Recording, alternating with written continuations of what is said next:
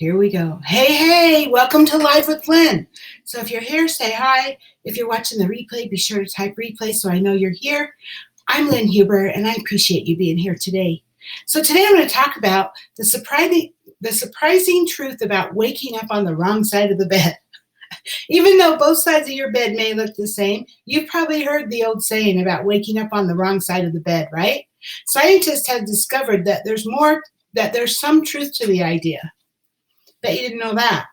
So, hey, being stressed in the morning sets you up for a difficult day, even if nothing stressful really happens throughout the day. I mean, I was reading this morning about this article about that researchers at Penn State University asked 240 adults to use their phones to fill out a stress survey and complete working memory exercises multiple times each day. Participants who were the most stressed in the morning had the most difficulty learning and remembering information in the afternoon. Hi, Carmela. Good to see you. Thanks for being here. So I've noticed myself that if I have a bad morning, it snowballs from there. It just seems like if something goes wrong first thing in the morning, it just goes the whole day. And I'm sure you know exactly what I'm talking about, right? But since I believe that thoughts are things and that we attract what we put out there, I've been able to stop everything, take a deep breath, get into a state of gratitude. And, many times when I do that, my day will change. So it hasn't worked every time, but it's been really helpful for me. And so if you want to feel happier and work more productivity, start your day with a positive attitude. Hi, Florence. Hi, Pamela. Wow, I have a lot of people on today. So here's some tips to help you deal with stress in the morning or anytime. So mornings can be a busy time, right? Plan ahead so you'll be able to stay calm while you take care of what you need to take care of in the morning. Wake up earlier. Give yourself some time in the morning to enjoy a quiet space, and so you don't have to rush around. Maybe you can write in your gratitude journal while your children are still in bed, or you can be the first one to arrive at your office. I used to like to do that. I mean, I had to get up awful early just to make it to work on time, but I used to like to get to work a little bit early so I could relax and have a cup of coffee before I had to start, right? But, that's just one thing. Prepare the night before. Streamline your mornings by getting a head start the night before. Lay out your clothing and pack your lunch. Meditate daily. A regular meditation practice can transform your day. Sit down for 5 or 10 minutes and just focus on your breath and still your thoughts. Repeat affirmations. Recite a phrase that you find energizing or soothing. Find something that you can just say over and over again.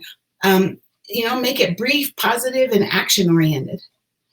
Go offline. The morning news and social media sometimes have images and stories that are too disturbing for the early hours. So check out the weather and the traffic and save the heavier stuff for later. Carmela says, I'm the same. The morning sets the tone for the day, but we have the power to change the direction of our thoughts. It is so true. It really is. It's true. And sometimes you have to work a little harder to change your thoughts, but it works. It really does. So here's another one. Work out. Exercise dissolves tension and enhances your mood. So go for a run in the park or take a yoga class before work. And then a big one, make sure you eat breakfast, right? Your body needs to refuel in the morning. So eat a hearty breakfast with protein and healthy fats. Caffeine can increase anxiety. So if that's a problem for you, then try drinking a glass of water when you get up and wait an hour or two before you have that first cup of coffee. Now for me, I have to have my coffee, but I have a little routine where I take a bottle of water to bed with me, and actually put it in my bathroom, but I drink the whole thing when I first get up, and then I shower and do my makeup, and then I go down and I make my coffee. But I gotta have my coffee, and I drink it all day. So for me, I gotta have my coffee. But hey, so plan your day. Take control of your schedule by setting priorities and blocking out your time. Focus on the most urgent and important tasks that you need to complete. And so let's also now talk about how to deal with negative expectations. Because while morning stress seems to be particularly powerful, sometimes anticipating trouble can be something that you're going to deal with at any time, right? It doesn't have to be morning. It can be any time during the day.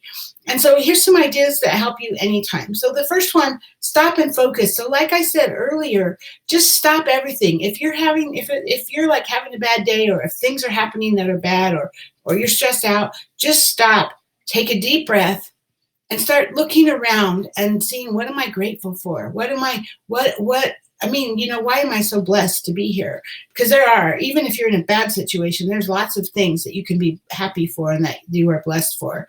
And so that's going to immediately change your attitude, and it's going to change the direction that your day's going. It's amazing how it works. Carmela agrees with me, but it's amazing how that works.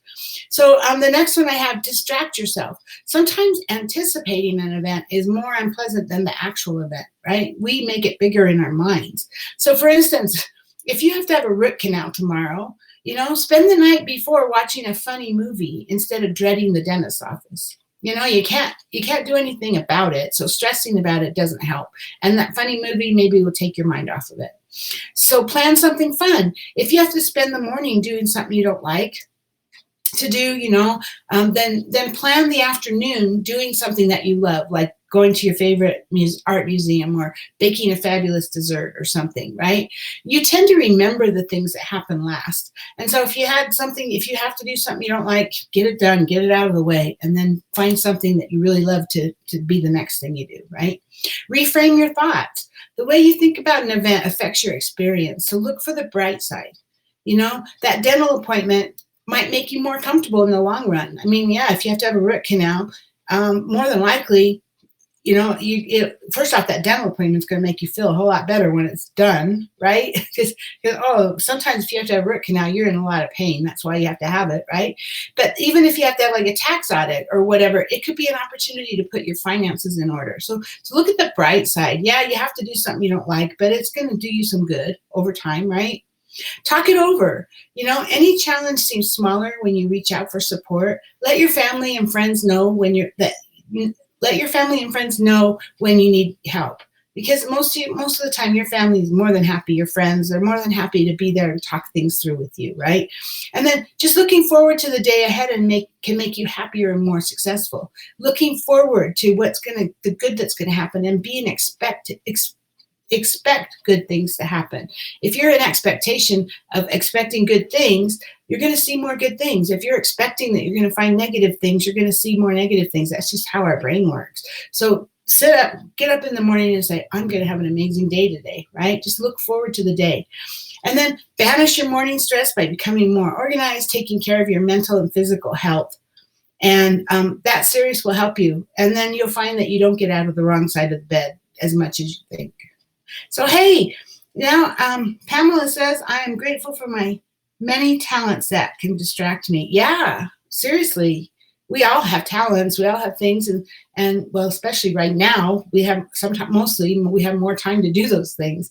But so, hey, now I'd love to hear from you. What kinds of things do you do in the morning to help you have a great day?